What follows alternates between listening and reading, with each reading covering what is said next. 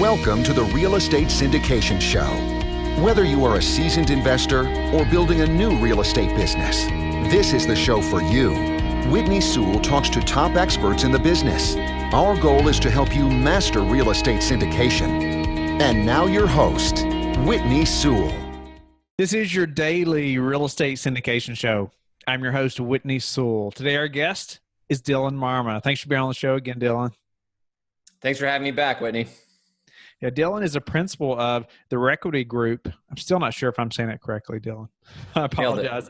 The Requity group, the real estate investment company focused around the acquisition and operation of mobile home parks and multifamily real estate.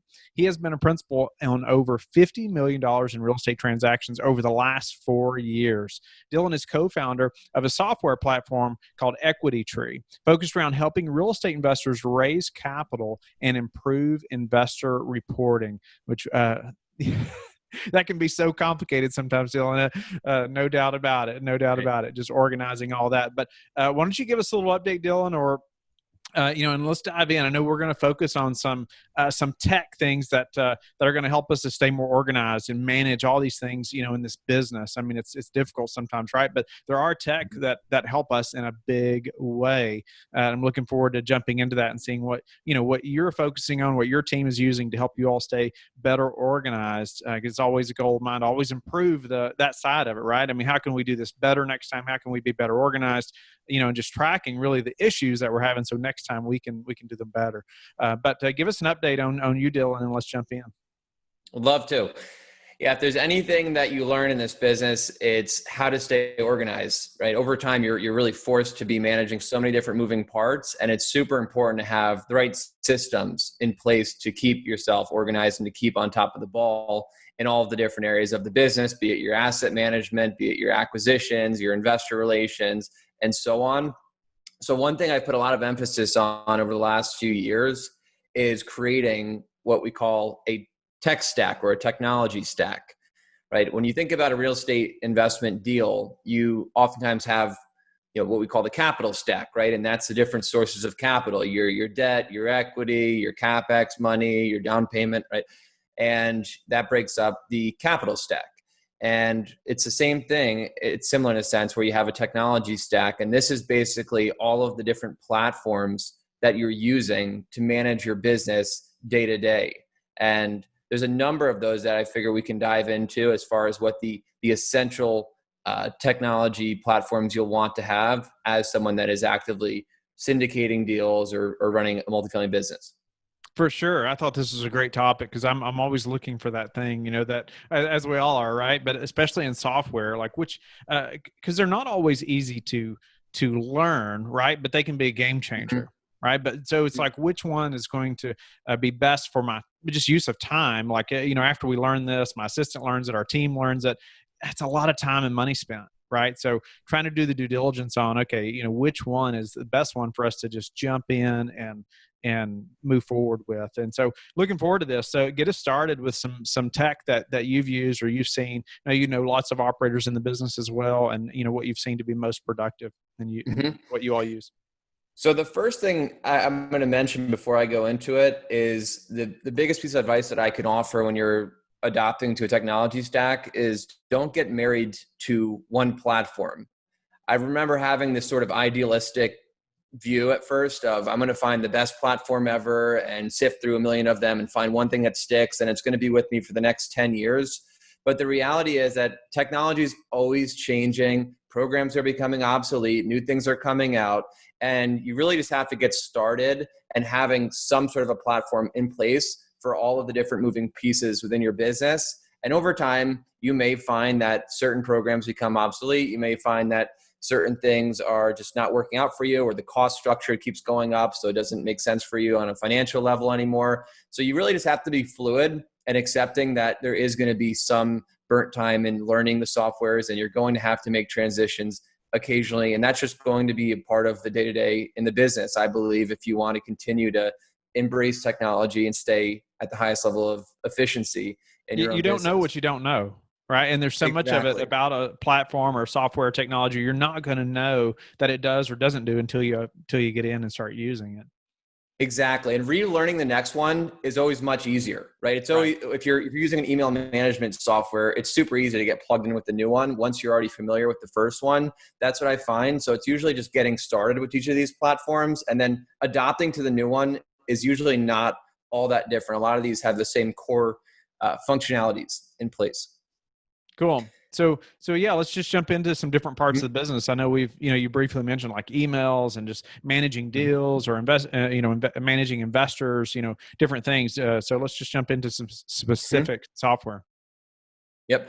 So a few of the key ones that you'll want to think about having in place for yourself. Number one is a project management software. Project management softwares are becoming increasingly popular right now, and you're seeing Asana being a lead one. That's definitely my favorite one, because it's great for being able to track reoccurring rhythms that take place in your business, things that occur every week, things that occur every month, right? And being able to manage workflows within Asana. So project management software is great for keeping vendors accountable. If you're doing a major rehab project, it's great to have timelines and deadlines in there and have them in sync with that. I use it avidly on the development side for our own software company, Requity, which I'll discuss in a minute. And then project management is also super important for your rhythm. So if you send out a monthly investor newsletter, having that maintained in your software and having even pre-deadlines in place, subtasks in place to be able to manage when do you want to have the content uploaded? When do you want to have the editor review the newsletter before it goes out, right? Things along those lines. So project management is basically in place to be able to capture all the day-to-day tasks and responsibilities. And you really want to think about every single thing that takes place each month and try to upload that into your project management software. So the big ones for that are Asana and Monday.com. Then there's your email management software. Your email management software, the big ones that come to mind for this are oftentimes there's ActiveCampaign, there's Constant Contact, there's MailChimp. I think MailChimp, there's HubSpot, does some email management. It also does some CRM stuff. But I think MailChimp's the free one, and that's where a lot of people start off, and it really does a lot of the essentials there. Over time, I've adopted into using ActiveCampaign. Again, very, very affordable, and it does a lot of automation functions very well. So if you want to think about when someone opts into your newsletter or something along those lines, and you want to send them an automated email as soon as they opt in, or every so often you want to have some kind of a drip campaign where they get a series of emails from you educating them or something to that effect. ActiveCampaign is a great one. And with email management software, you want to pay attention to and do your homework on what's going to give you the highest deliverability rates, because email service providers are cracking down on deliverability. That's why it's very important that you have a warm list in place that you upload to these, and you're paying attention to how are you going to get the highest level of deliverability, because there's nothing worse than having a big email list and half your emails don't go through. So having a good email management software with good practices in place is helpful. Now, is that, it's like your CRM, right? Your customer relationship management tool. Do you use ActiveCampaign for that, or do you have a separate system, for actually managing your calls and, just information and things like that, notes maybe you're taking from investor calls or something? Mm-hmm. So that's actually where I was going to go next with the CRM. It's funny because I'm glad you brought that up, because a lot of people in this industry are not really familiar with the difference between an email management software and a CRM. But a CRM is more of the actual workflow that takes place when someone opts in and the status as to where they are. So if they're a potential investor, it's seeing how they're converting in terms of being a non-pre-existing relationship to being pre-existing, or to being an actual investor or something to that effect. And with the CRM, what I've actually started using is, I don't know if it's newer, but it's not as widely known. It's called Airtable. Airtable is similar to Monday.com in a sense, but it's like an Excel sheet on steroids, in the sense of you can upload all of your contacts and you can put in formulas so that every 45 days or every 90 days, it'll ping you if you haven't stayed up to date with them. So I use that as more of just not even just for customer relationship, but a general relationship management platform. So I have all of my broker contacts in place, all of my vendor contacts in place, and I have which locations they live in addition to tags for which locations they invest into, or which locations they cover on their own front. And I find it's a really effective way to be able to keep up to date on those relationships, because this is a relationship-based business. So I highly encourage using that for either for investors, for brokers, for vendors, for your CPAs, right? Anyone that you want to be able to keep in contact with and keep rhythms with. I even use it for my friends and my family, just as a place where I can store their contacts. So I know kind of who my close friend group is that I want to be able to touch base with every so often, and having that hosted within there just makes life simpler. And then taking notes and making comments so you can reference on things you covered previous times you've spoken is very, very useful. For sure. I'm glad you mentioned that, because I know forever I've had a CRM that I've used, and I track phone calls and notes and things like that. But it's never been that email management software. It was never that at the same time, and it wasn't robust enough. It didn't have that end of the what I needed as far as software. And so I had a separate system that that would communicate a little bit together, but not much.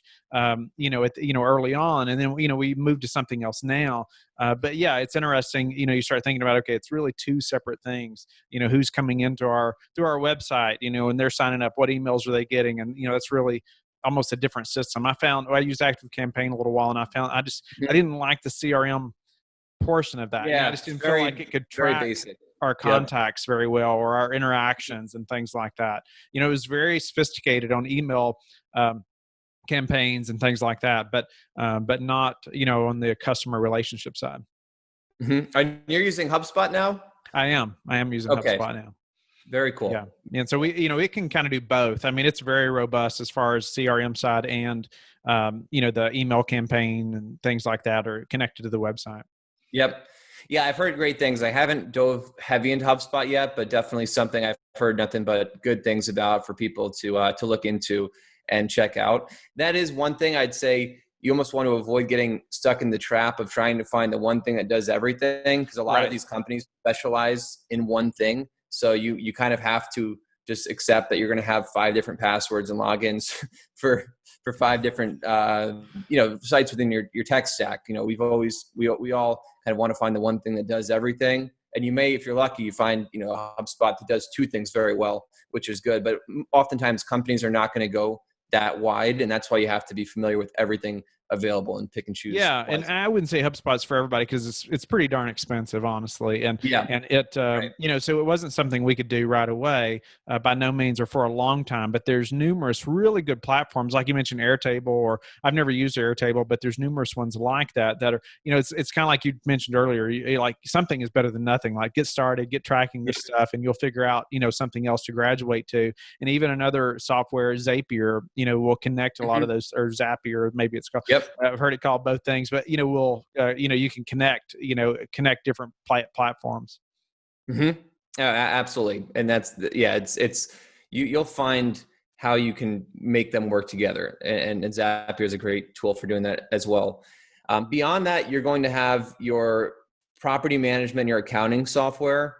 Now, if you're using third-party management, most of the management companies are responsible for paying for the property management accounting softwares. These are your rent managers. These are your AppFolios. If you have a smaller property, you can use something like a Cozy. There's Buildium, right? There's a number of different tools to choose from. And like I mentioned before, a lot of these are very easy to use once you are familiar with one of them. They're all pretty similar in the sense of inputting your different GL codes and being able to manage properties effectively. So that largely depends on the size of your portfolio, because that's going to dictate how much you can spend comfortably.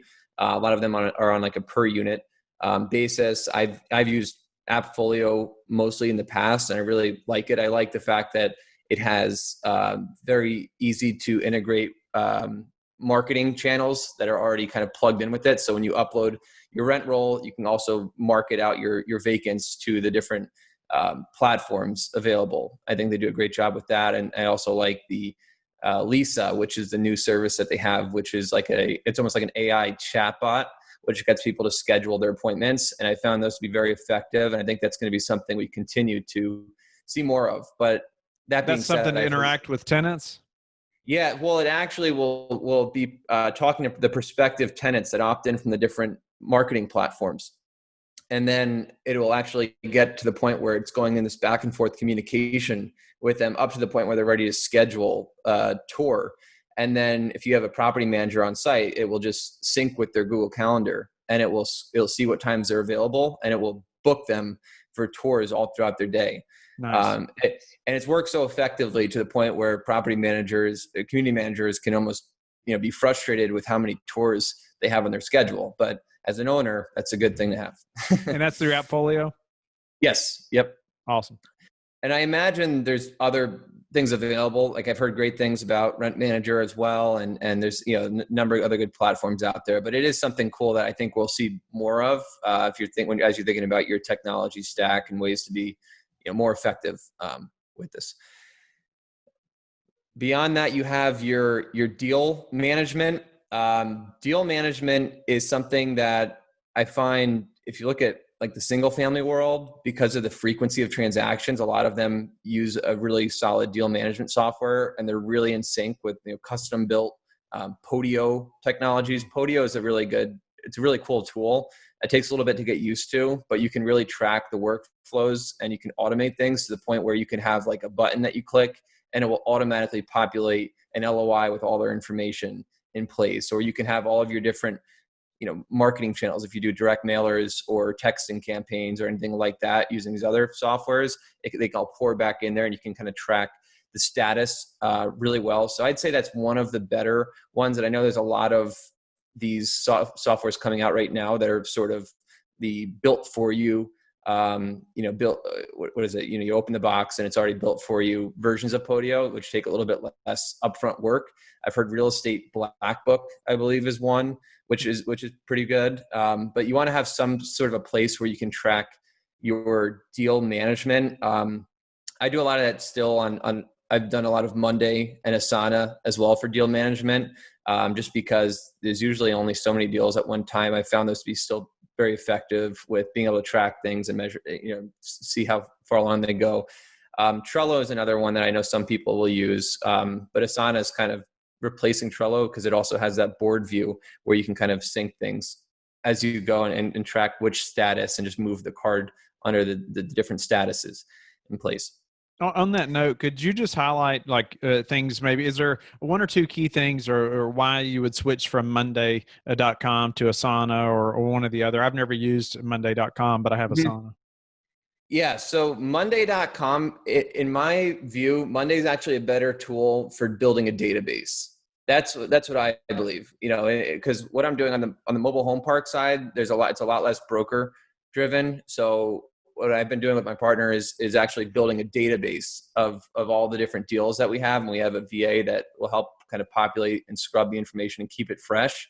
So Monday can be really good because you can create almost unlimited columns, and then you can have columns for number of units, who's paying utilities, owner contact information. So it's almost more similar to the stuff that you would use for an Excel sheet in the sense, right? It's more similar to a really nice dynamic Excel sheet that you can have comments and all different sorts of filters on. So that's actually, in my view, what Monday's better for, whereas Asana, I think, is more effective for task management.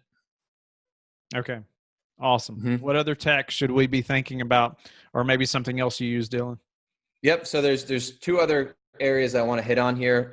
You have your document storage. This hasn't changed that much over the years, but Dropbox or Box.com, something like that, is always important to have. And a lot of these now, you can, like you said, with Zapier, or some of them just directly will integrate with these other softwares now. So that's always cool. I know, like Asana, you can just kind of sync the two of those together, and that's where you can store your ongoing docs. And I highly recommend getting organized with that. I bought a computer with a ton of data just so I can keep my Dropbox, instead of being in the cloud, I just like it instant access on my computer all the time. And I have everything very organized with different folders for every different deal. And I think it saves you a lot of time and headaches just having that, so you can go back and reference it. You said you bought a computer with extra storage? Yeah. And I know everyone's moving to the cloud, so I'm sure it's going to be kind of an obsolete, advice at a certain point, but I just didn't like having to kind of pull them in from the cloud each time. So I bought a computer with a lot of storage just to keep my Dropbox on the local drive all the time. Okay. So I just have access to everything quickly. I had a computer that that would get full all the time on me at one point, and it was a big headache. So So Dropbox versus Google Drive, or any preferences there?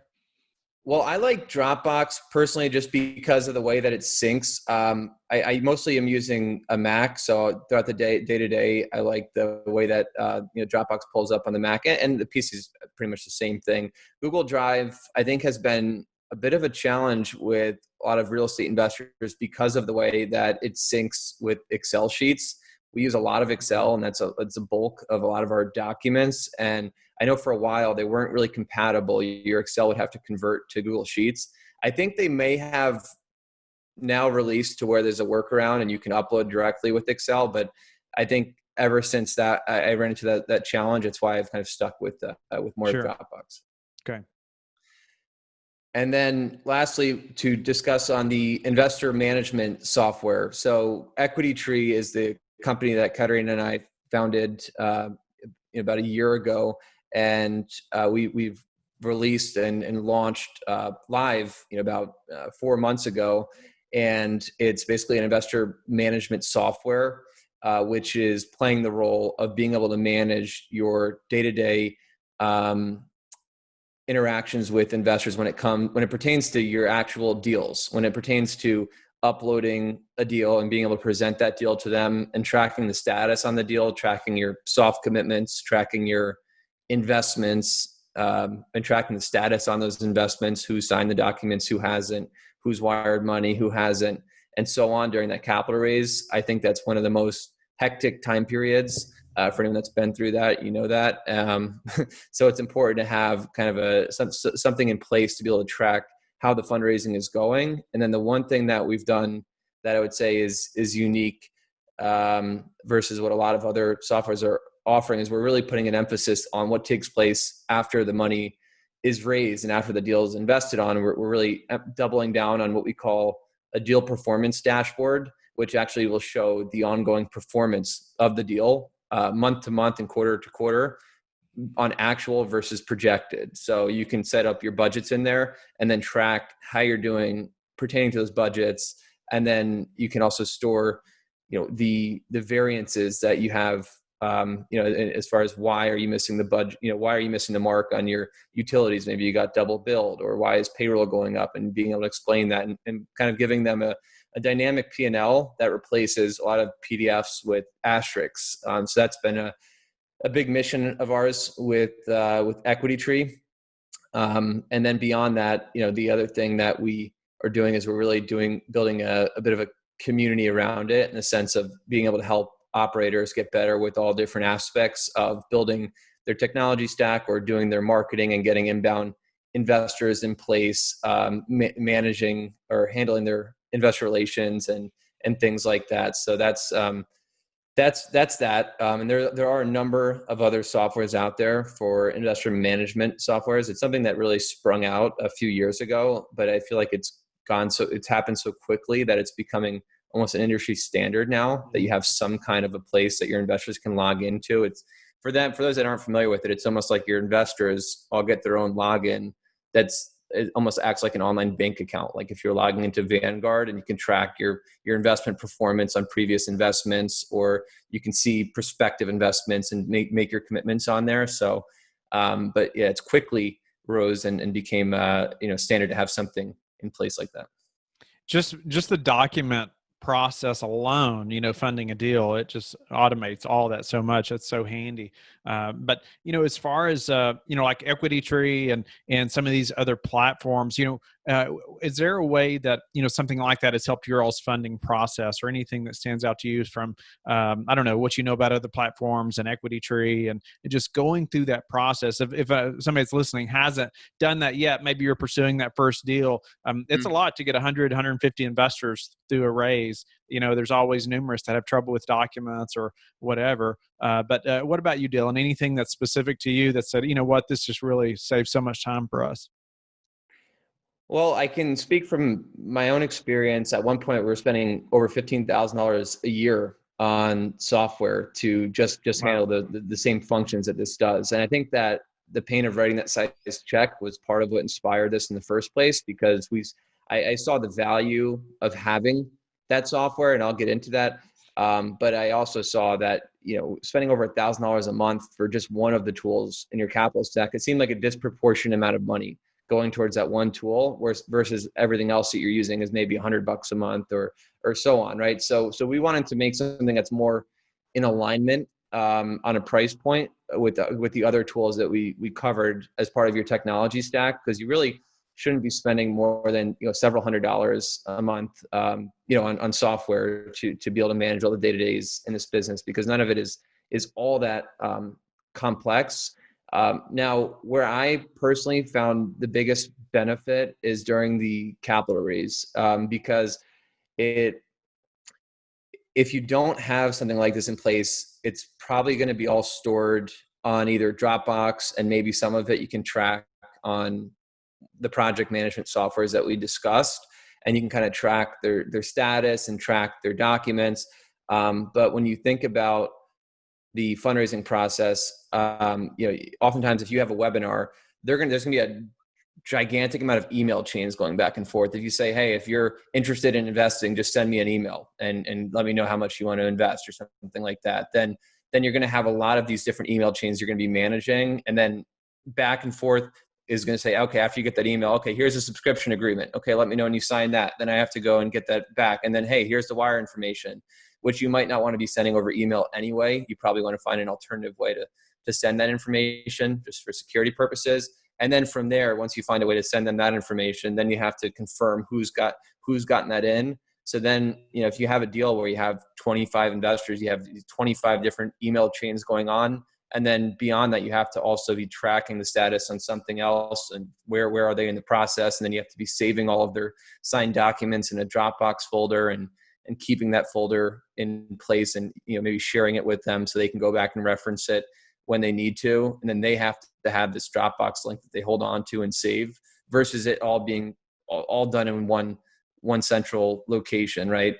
It'll also avoid a lot of the stuff where at the end of the year they reach out to you with, hey, can you send me that email again with the last 4 months of statements, and can you send me my subscription agreement again? I lost it, right? You have it all in one place, one hub, so there's a lot less of that back and forth, and I think it just creates a better experience for everybody.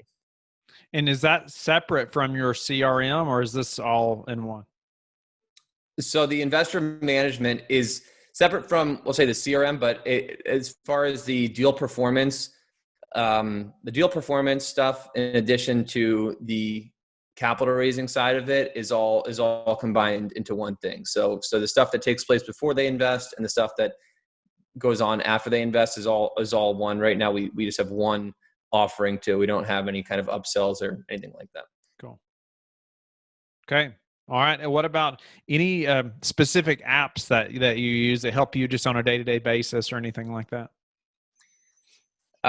For me, as far as apps go, I use an app called Way of Life, which is a habit tracker. I think that one's pretty neat. That's more of like on a personal level, like tracking fitness and tracking things like that. It's became sort of a principle of mine to value consistency over just short bursts. And I think Way of Life is a super simple and easy to use app, but for me, I like to use that as just keeping it simple. And honestly, I try to keep a lot of the apps off my phone because I have enough technology to manage on my computer. So other than that, I'm kind of like a digital minimalist where I can be.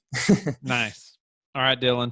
Anything else as far as technology you want to share, or anything at all before we move on to just a few final questions?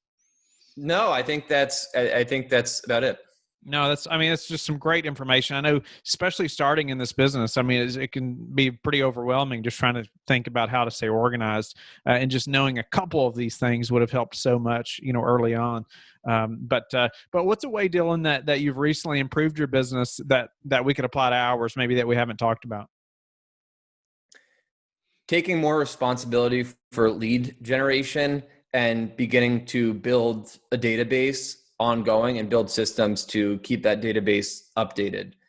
So the way you can go about doing that is ideally you want to find a source where you can pull all of the property information. So maybe it's an Reonomy or CoStar, or you could just go into the county records, depending on the county you're in, and start to pull all the information for the deals that meet the mark for you, and then storing those somewhere. And then beyond that, starting to go into finding out the owner information. Again, that could be county records, but a lot of times you're going to go into skip tracing the LLCs or the ownership information and starting to get their contact info. So that I've been doing and managing on some of the project management softwares on Monday.com.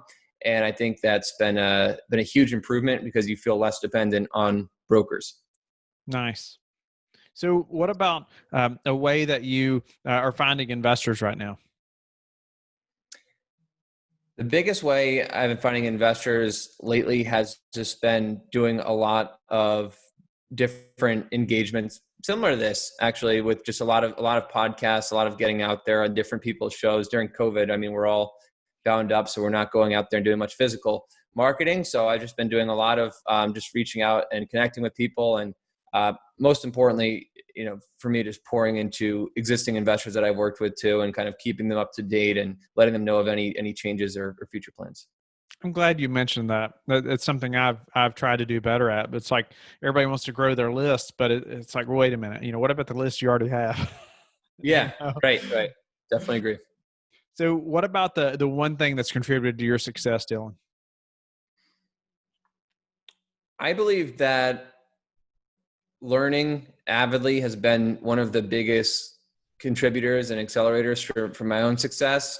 I like the quote that I think says that if Abe Lincoln said if he had 6 hours to cut down a tree, he'd spend the first 5 sharpening his axe. And I really believe that. I think I've been a big reader for many, many years now. And I think that if you study enough, if you're listening to enough of these podcasts and reading enough and just bringing in enough content, the clarity it's going to bring to your decision-making is going to help expedite everything else and avoid a lot of mistakes.